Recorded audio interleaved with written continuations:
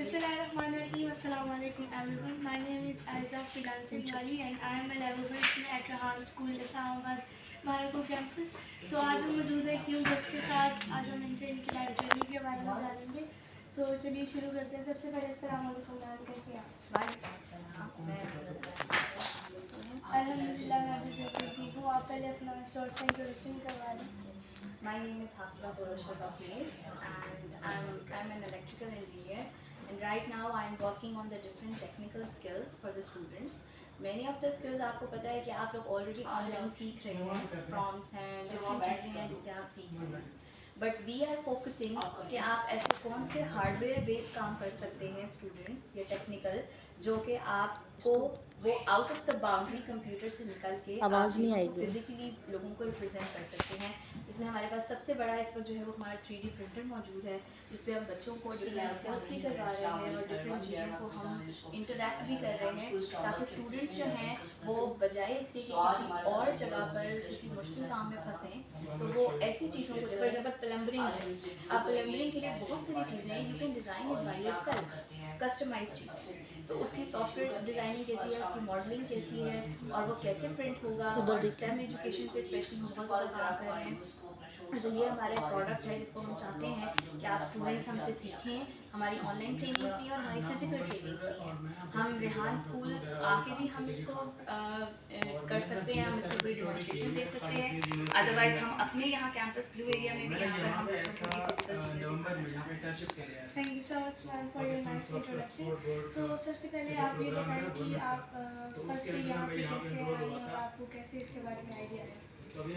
3D printing का actually सबसे ज़्यादा प्रॉब्लम हमें तब होता है जब हम कोई टेक्निकल चीज़ डिज़ाइन करते हैं और हमें उसकी, आपको पता है एक प्रोडक्शन होती है, आप एक चीज़ का इंप्रेशन बना लेते हैं और फिर प्रोडक्शन में उसको भेजते और वो चीज़ बनना शुरू हो जाती है। फॉर एग्जाम्पल आप देखते हैं कि कोई आर्टिस्ट है, उसने आपका फेस बनाना है, तो वो फेस आपका कोई मशीन नहीं बना सकती, क्योंकि आपको चाहिए कि एक इंसान है वो आपके हर फीचर को नोट करता है और उसको नोट करने के बाद वो पेपर पे उसको उतारता है, राइट। लेकिन जब एक दफ़ा आपका बन गया, फॉर एग्जांपल आपका एक दफ़ा एक शेप बन गई, अब आप उसको प्रिंटर के लिए भेज दें, अब आप उसको जिसे कहते हैं ना सॉफ्टवेयर के लिए भेज दें या उसको किसी भी चीज़ के लिए भेज दें, वो प्रोडक्शन में चली गई। सो जो फर्स्ट टाइम डिज़ाइनिंग है दैट इज डिफिकल्ट। सो इस वजह से इन चीज़ों को कैसे डिज़ाइन किया जाए, ये हमारा आइडिया था कि हम इसको 3D प्रिंटिंग से एक चीज़ बनाए and then we will go, एक इंप्रेशन बनाना है किसी चीज़ का, and then we will go it for production level. तो आप ये बताएं कि जब आपने इलेक्ट्रिक इंजीनियरिंग जैसे आपने बताया कि आपने फिर जब उसको स्टार्ट किया तो आपने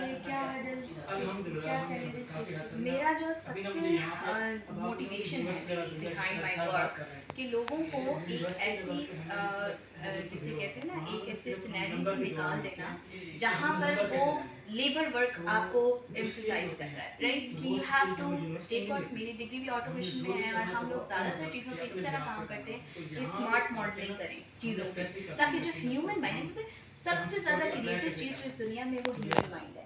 अगर ह्यूमन माइंड को हम लेबर वर्क में लगा देंगे तो बिलीव मी जो हमारी पूरी नेशन है वो अफेक्ट होती है इससे।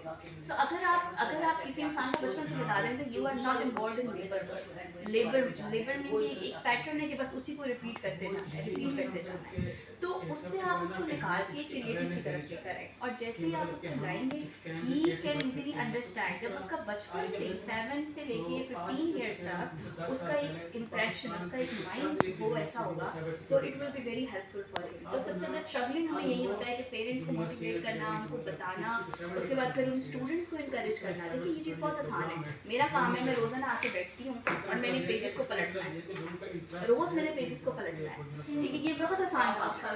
लेकिन अगर यही काम मशीन को बनाऊंगी तो वो जो मैं इस चीज़ की मे बी 60,000 पे ले रही हूँ, मेरी जॉब तो खत्म हो गई। बट इट डजंट मीन कि आप उस जॉब, आप सोचें कि what is the other work that is creative for you. और ऐसा हो गया है, बैंक में आप देखते हैं नोट के लिए उन्होंने मशीन रख दी, पहले वही काम है कि एम्प्लॉय करता था। सो इस तरह से जो मेन जो मोटिवेशन है कि सबसे पहले तो लोगों को इस कॉन्सेप्ट से निकालना बाहर कि आप जो है वो इस चीज़ पे ना पड़े कि आपका माइंड जो है वो एक मशीन वर्क पे लग जाए, जो काम मशीन का है वो उसको करने दें। You have to engage yourself in some practical work.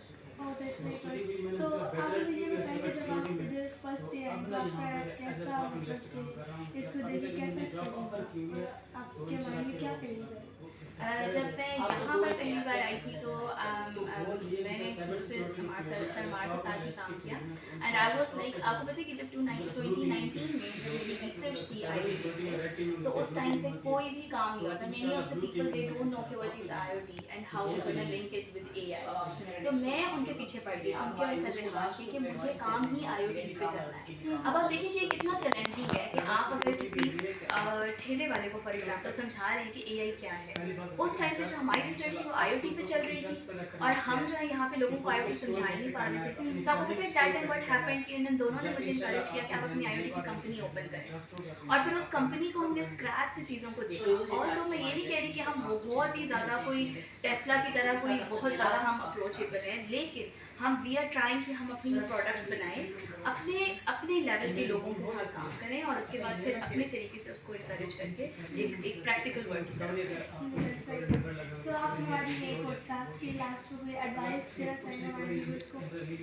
बिल्कुल, मैं आप लोगों से यही कहना चाहूँगी कि अभी इस वक्त जो हमारे पास सबसे ज़्यादा चैलेंज है, एक तो टेक्निकल स्किल सीखने का है, दूसरा आप अगर सोशल मीडिया यूज़ कर रहे हैं तो always use it in positive sense. आप देख रहे हैं कि many of the people they are just posting कि हम घर में बैठे हुए चाय पी रहे हैं तो जी उसकी पिक्चर लगा दी, उसकी वीडियो लगा दी। Many of the time we are not like care about कि हमारे कोई पर्दे का प्रॉब्लम है या हम किसी भी तरह बैठे हुए बस we are posting that and हम क्यों कर रहे हैं, to take the money from social media. So आप उसी चीज़ों को पॉजिटिव पे लेकर आए। देखिए अगर आपको इतने अरसे तक लोग ये चीज़ देख रहे हैं, सो डेफिनेटली अगर आप उसको एजुकेशन की तरफ लाते हैं, कोई टेक्निकल स्किल बच्चे को सिखाने के लिए उन्हीं तरह से कोशिश करते हैं, तो obviously it will be very good for society. You don't have to be only focus on money, but you also have to focus on the values that what you are giving to the society. Oh, that's right. Thank you so much, ma'am, for your precious time. So, once again, thank you for coming my studio.